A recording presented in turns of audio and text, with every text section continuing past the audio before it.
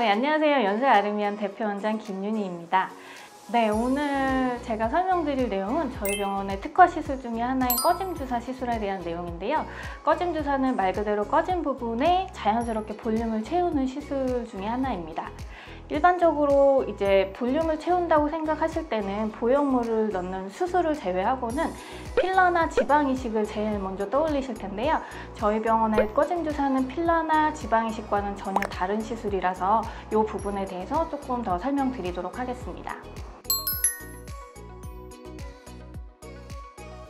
요게 이제 필러고요. 요 주사기 안에 투명하게 채워져 있는 게 필러인데 요 성분에 따라서 칼슘 필러, 콜라겐 필러, 히알루론산 성분의 필러 이렇게 이제 종류가 나뉘는데 이 중에 이제 제일 많이 시술하는 게 이름이 좀 길고 어렵긴 하지만 히알루론산 성분의 필러고요.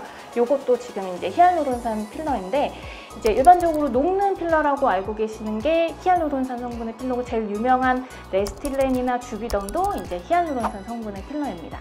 그래서 이제 이 필러의 경우는 좀 장점이 보시다시피 주사기 안에 재져 있기 때문에 만약에 나는 조금 채우고 싶다 하시면 제가 눈금을 보면서 조금 주입을 하면 되고 나는 볼륨을 많이 채우고 싶어요 하시는 경우에는 제가 이제 많은 용량을 주입을 하면 되니까 일단 첫 번째는 용량 조절이 쉬운 게 첫 번째 장점이고 또 하나 장점은 이제 히알루론산 필러의 경우에는 녹이는 약물이 따로 있어요. 그래서 시술 후에 만약에 했는데 마음에 안 들거나 내가 원하는 것보다 많이 찼다 하는 경우에는 그 녹이는 약물을 주사를 받으시면 시술 받은 필러를 녹일 수 있습니다. 그렇다고 이제 장점만 있는 건 아니고 이제 요새 저희가 꺼짐 주사 상담하러 오시는 분들 대부분 이제 제일 첫 번째 이유가 필러를 하기 싫어서 오시거든요. 근데 이제 그 이유 중에 하나가 이게 필러가 아주 좋은 시술이긴 한데 가끔 드물게 위험한 부작용이 생길 수 있어요. 그 이유는 뭐냐면 여기 이렇게 보시면 투명하기 때문에 이게 액체인가 하시는데 실제로 제가 짜보면 약간 젤리 같은 물성의 이제 성분이거든요. 그러다 보니까 시술하다가 이 주사 바늘이 피부 안쪽으로 들어가서 필러가 주입이 될 때 눈에 안 보이는 혈관에 주사 바늘이 들어가게 되면 이 필러가 소량 혈관에 주입이 될 수가 있거든요. 근데 아까 말씀드린 대로 이게 액체가 아니고 반고체 상태의 필러다 보니까 이게 혈관에 들어가면 혈관이 막혀요. 그래서 이제 눈으로 가는 혈관이 막히면 아주 드물게 시력이 떨어지는 부작용이 생길 수 있고 가끔 피부로 가는 혈관이 막히면 그 혈관이 혈액을 공급하는 부분에 세포들이 죽기 때문에 괴사라고 해서 피부가 까맣게 변하는 부작용이 생길 수 있는데 이 두 가지 부작용은 피부과에서 봤을 때 사실 가장 위험한 부작용에 해당하거든요. 왜냐면 혈관이 막혀서 생기는 사고이기 때문에 그래서 아주 드물지만 이렇게 위험한 부작용이 생길 수 있는 게 첫 번째 단점이고 또 하나는 히알루론산 필러는 이제 유지 기간이 있어서 대개 한 1년에서 2년 정도 이제 효과가 유지가 되는데 그러다 보니까 그 얘기는 시술도 예쁘게 되고 부작용도 전혀 없이 시술이 잘 됐다 하더라도 이 상태를 유지하려면 1년에서 2년 주기로 계속 지속적으로 시술을 받아주셔야 되는데 할 때마다 위험한 부작용이 생길 수 있다 보니까 그게 이제 필러의 장단점이고 두 번째는 이제 지방 이식도 많이 하시거든요. 근데 지방 이식은 나한테 필요 없는 엉덩이나 허벅지나 복부에 있는 지방을 꺼내서 볼륨이 부족한 부분을 채워주시는 건데 이제 지방 이식은 사실 받으시는 분들이 좋아하시는 이유는 일단 내 거를 사용하니까 굉장히 좋아하시거든요. 필러만 해도 뭔가 화학적으로 만들어진 이물질이 내 몸 안에 들어와 있다 하고 조금 찝찝해 하시는 경우가 많은데 실제로 필러가 인체에 무해하기는 하지만 화학적으로 만들어 놓은 것도 맞고 이물질인 것도 맞기 때문에 이제 필러 시술을 싫어하시는 분들은 이제 지방 이식을 선호하시기도 하는데 제가 봤을 때는 지방 이식의 좀 제일 큰 단점 중에 하나는 이게 생착이 내 맘대로 되지가 않는다는 거거든요. 그래서 필러의 경우에는 1cc를 시술 받으시면 누구나 1cc를 갖고 있다가 이게 시간이 지나면서 조금씩 소실이 되는데 지방 이식은 내가 엉덩이에서 1cc를 뽑아서 내 얼굴에 1cc를 넣었다고 해서 그게 다 살아남는 게 아니거든요. 그래서 일부는 흡수가 돼서 몸 밖으로 빠져나가고 일부가 이제 생착이 돼서 그 부분에 이제 살아남는데 문제는 이 생착되는 비율이 내 맘대로 조절이 안 돼요. 그래서 어떤 경우는 내가 원하는 만큼 예쁘게 생착이 잘 되기도 하는데 어떤 경우는 조금 부족하기도 하고 어떤 경우는 좀 과하게 되기도 해서 실제로 이게 뭐 조금 부족하게 되면 나중에 뭐라도 조금 해주시면 되는데 문제는 이게 과하게 생착됐을 경우에는 필러처럼 그렇게 녹이는 약이 없기 때문에 효과적인 치료가 조금 어려워요.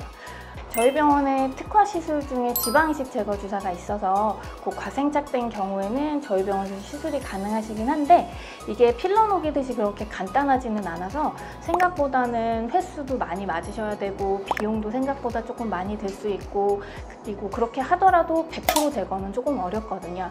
그래서 이제 지방이식은 제가 봤을 때는 생착이 내 맘대로 안 되기 때문에 과하게 생착됐을 경우에는 효과적으로 치료할 수 있는 방법이 없는 게 좀 단점인 것 같아요.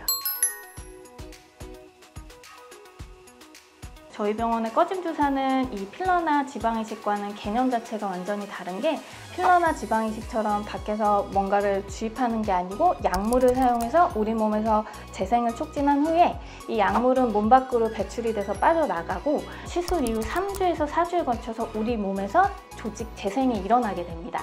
일단 꺼짐 주사의 장점으로는 실제로 꺼짐 주사 시술하는 층이 필러 시술하는 층이랑 같아요. 그래서 피부랑 지방층 사이에 이제 주입을 하게 되는데 그렇다 보면 저도 시술할 때 주사 바늘이 피부 안쪽에 지나가는 혈관을 찔러서 저희 꺼짐 주사 약물이 혈관에 소량 들어갈 수도 있거든요.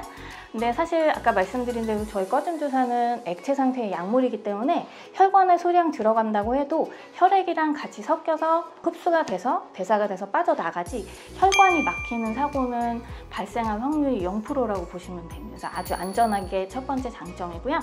두 번째는 꺼짐 주사를 맞고 한번 재생된 조직은 이게 필러처럼 1년이나 2년 이렇게 유지기간이 있는 게 아니고 내가 원래 갖고 있던 조직이랑 같이 자리를 잡아요.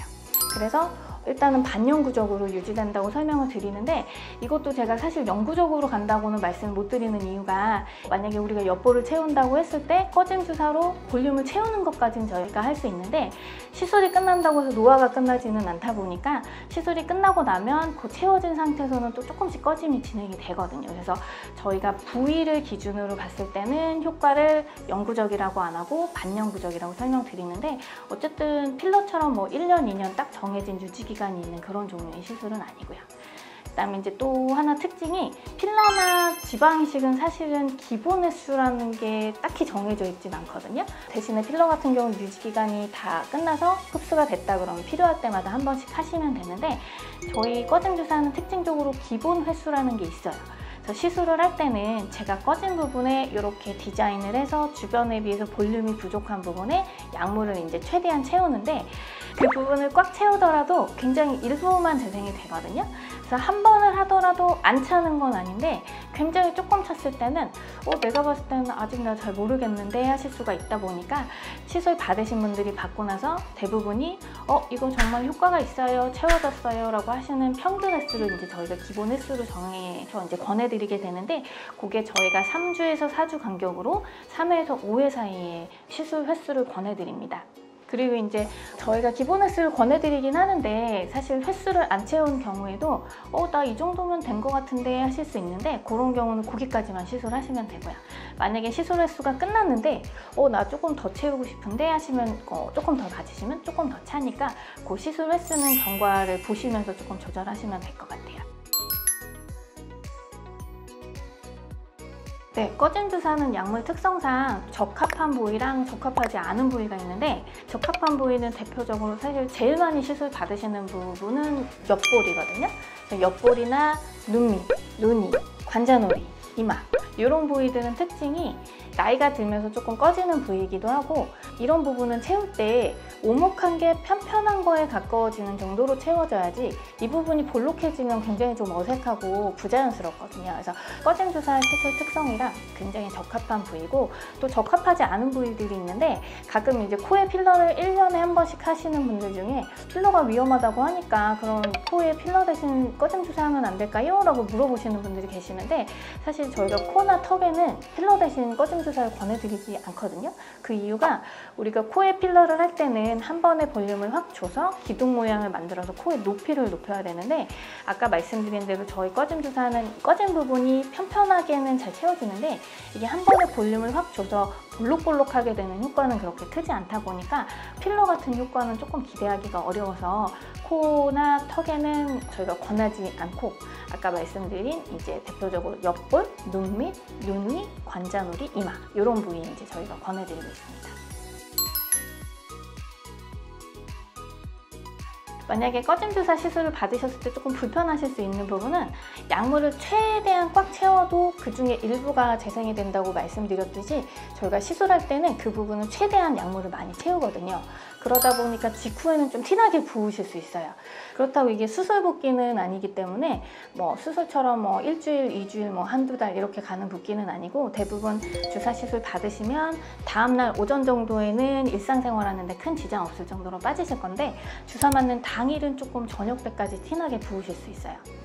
그다음에 두 번째는 저희가 주사 바늘을 찔러서 시술하다 보니까 멍 드실 수 있거든요. 근데 멍이야 뭐 시간 지나면 빠지는 거니까 뭐 위험하게 걱정하실 건 아니지만 아무래도 얼굴 중에 어느 부위가 멍이 들면 일상생활에 좀 지장이 있을 수 있다 보니까 일정 중에 얼굴에 멍 들면 안 된다는 중요한 스케줄이 있으시면 그거는 저희 시술이랑 날짜를 조금 피해 주시면 좋을 것 같아요.